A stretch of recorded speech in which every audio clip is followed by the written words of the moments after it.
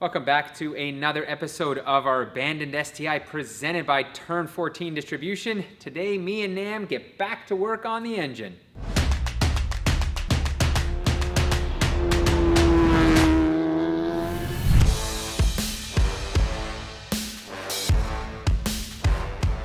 So it looks like it is another late night tuning session with me and Nam. Dave is gone, and of course, he's not winning any points here for the daily driver status because, Nam, me and you are pretty much building this damn thing right now. We're going to drive it. So we last left off with these cam sensors, and I see you've made nice gaskets. Yeah, so because we've had to enlarge in the hole for the cam sensor, in order to make sure we keep all the oil inside the engine, we've made some gaskets here in order to go in between the sensor and the cylinder head. And we've also got these I guess Allen key head bolts that are going to sit in here really well without interfering with the actual sensor itself, and it's sort of the perfect length. So that's what we've done here, is made the gasket out of gasket paper, and we're going to install both sensors in there, and that's pretty much it for the sensor setup for the cam sensors. Yeah, and apparently, so that is pretty much the hardest thing we're going to have to deal with in terms of putting an EJ 207 into this chassis that usually would have the EJ25. Yeah, right? so because we planned everything sort of ahead of time, we knew what camshafts we were going to order, and that's kind of the only big difference, you know, that we can't really. I mean, the only big difference with that and other things as well. But like this is, you know, the old setup was a drive-by cable, whereas the car itself is drive-by-wire. But that's all taken care of utilizing the factory intake manifold from this car. And so instead of, you know, thinking around with cam sensors from a JDM engine, we've used the cams from a sort of a newer drive-by-wire setup, and all we have to do is just install these sensors, and that's about it. We don't have to change anything else on the cylinder heads or the intake manifold on. These are plug and play to the intake manifold harness, so that makes it pretty easy. Yeah.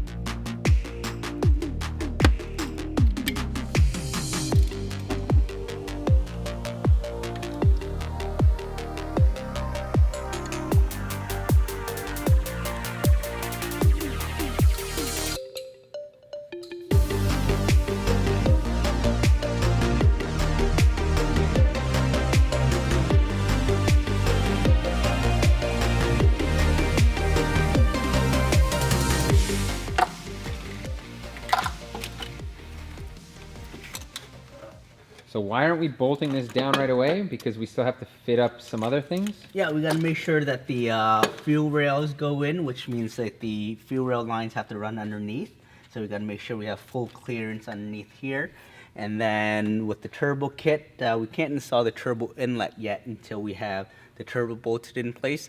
That way we can assure that the silicone hose for the turbo inlet fits perfectly before we bolt everything down. Alright, so now it's time for us to install this Cobb fuel rail. So this is their complete fuel system package. It's got everything. It's got the fuel pressure regulator.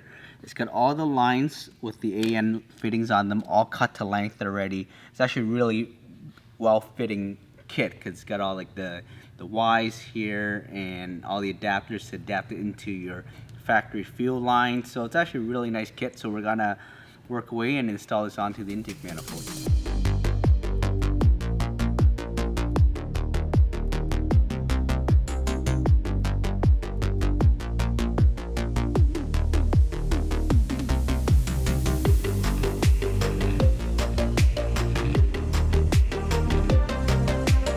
Now that we've got the lines installed for the Cobb complete fuel rail kit, which is really nice, all the lines are all cut to length. Yeah, that thing came together real well. All the fittings, they got the 180 fitting in the front here, 90-degree fitting, and are very, very detailed instructions on how to install it.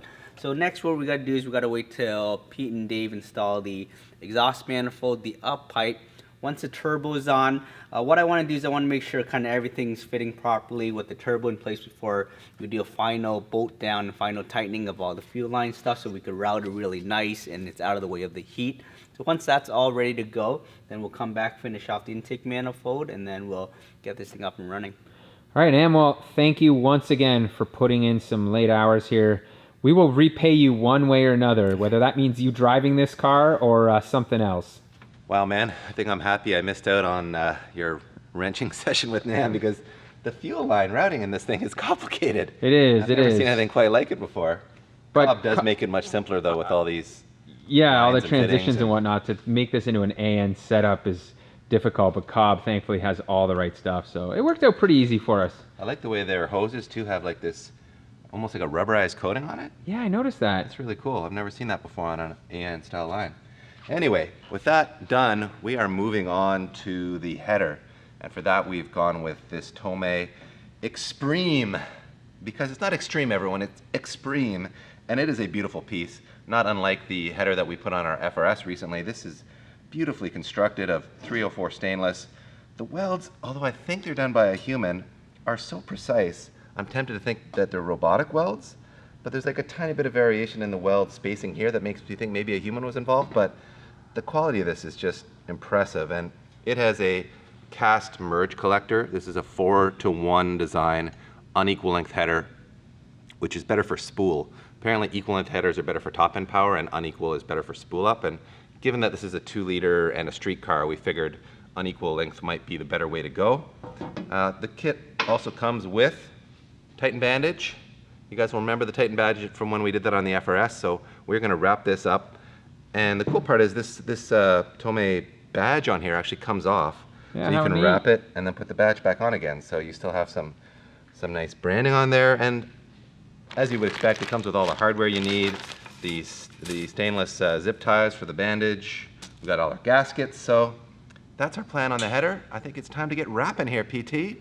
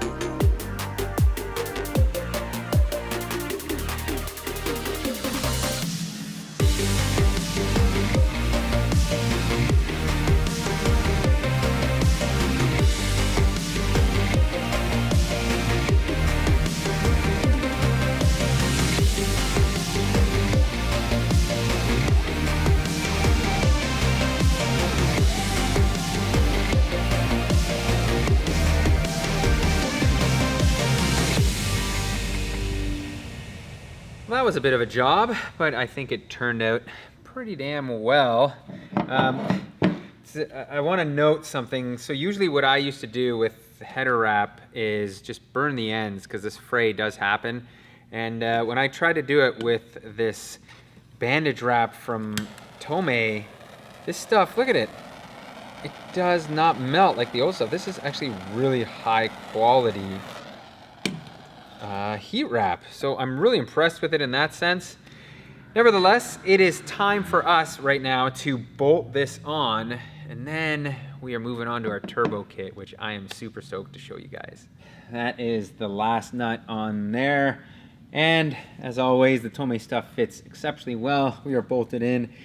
However, we have omitted to show you the Tomei up pipe that actually comes with this header, and there is a reason why.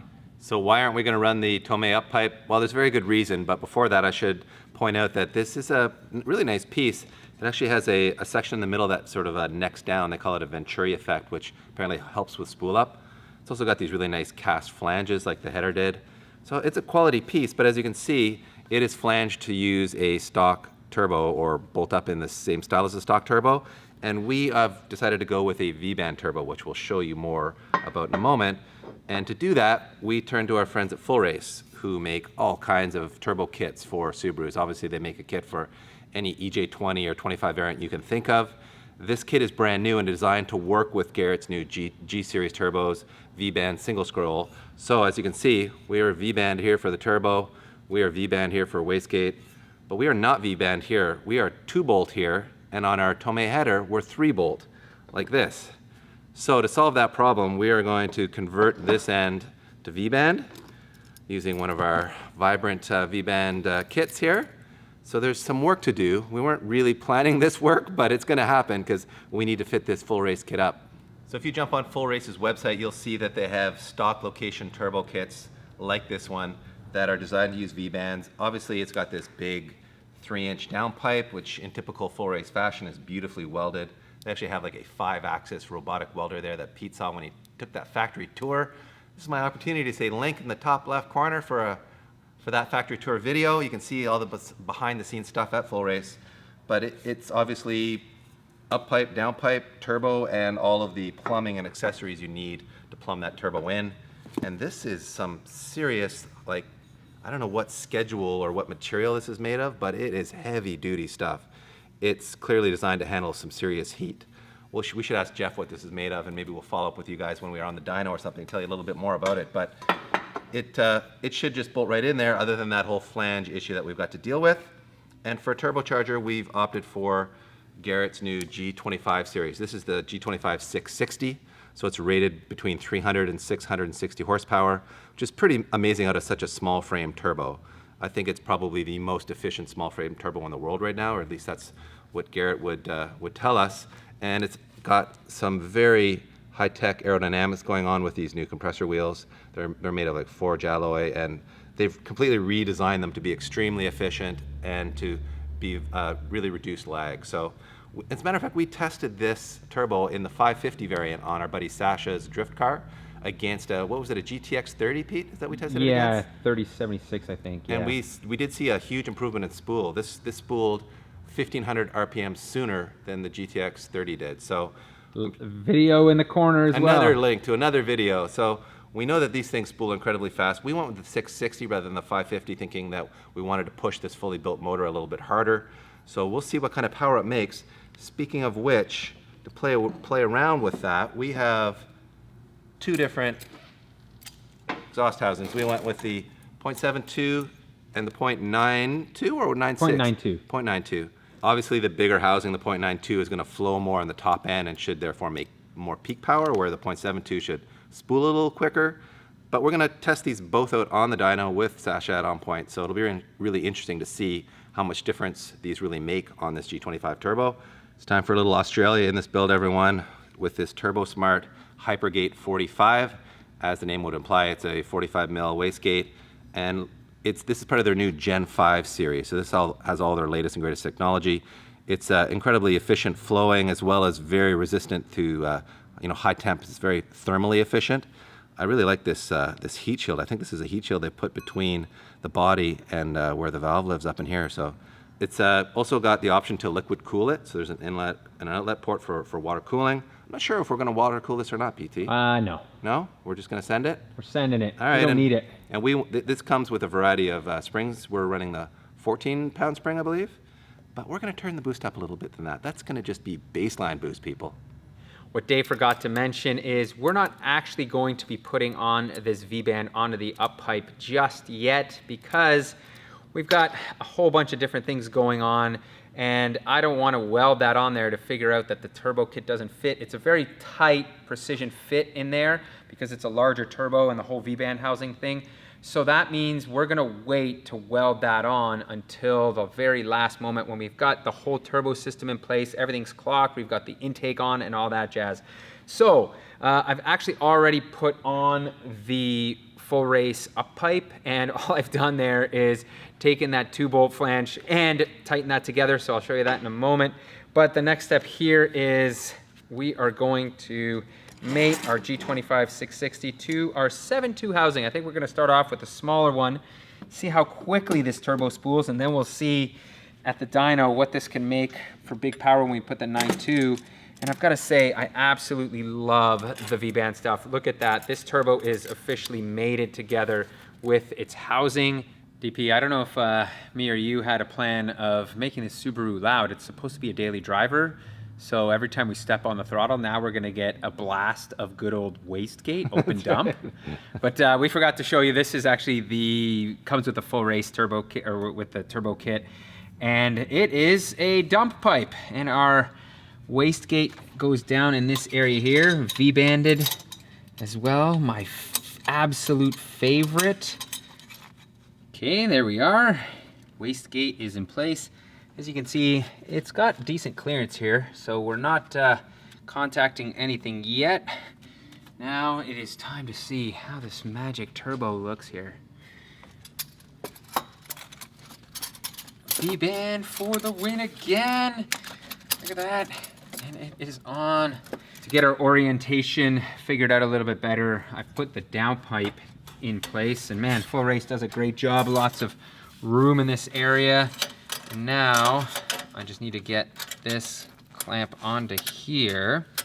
And once it's in place, the turbo should give us a better idea of where it sits inlet-wise. For an intake to the turbo, we were originally thinking of using this Samco sport hose, which is an absolute thing of beauty. Look at the way they've integrated all these aluminum ends into what is a silicone hose, even an aluminum collar there. These are all handmade in Great Britain, by the way. They lay them up on a jig and make them to very precise tolerances. And the downside, however, is that the inlet is quite small. And after talking with Jeff at Full Race, to run this turbo, we needed a full 3-inch inlet. And for that, he recommended going with the agency power intake tube. So as you can see, this is just an aluminum tube with some indents in it for clearance and all the little, spots for hoses and so on, and just uses a silicone coupler to go to the turbo. So based on Jeff's recommendation, this is what we're going with. So with apologies to Samco, which with what is a beautiful product, we're gonna have to put this on the shelf and find another home for it, because this bad boy is going in instead. If you guys remember earlier, Master Nam said not to bolt the intake manifold down, and that is for this specific reason. If you were trying to fit this 3-inch intake into here with the intake manifold bolted down, it is kind of a complete nightmare. Now with it loose, I can lift this up and slide it right in just like that without actually scratching it too much. Look at that, there it is. It is in place. Drop this back down. And holy smokes, it looks like it fits, which is glorious. So I think that's a wrap for today, DP. Man, Had enough, have you? yeah, I think we've done enough. We've got the turbo kit in place. I'm super stoked on it. I think actually there's more room than I thought. I thought we were actually gonna be really confined here, but after looking at it, you know what, it's not bad. We've still got a ton of stuff to do. We've got to route oil lines, water lines, all this jazz. We've got to put a radiator in. We've got to do the intercooler kit. So that'll come in a future episode. Thank you so much for watching. We really do appreciate it. If you did like this video, please give us a thumbs up. Make sure to subscribe, check that notifications bell. And if you're feeling a little generous, throw us a couple bucks on Patreon.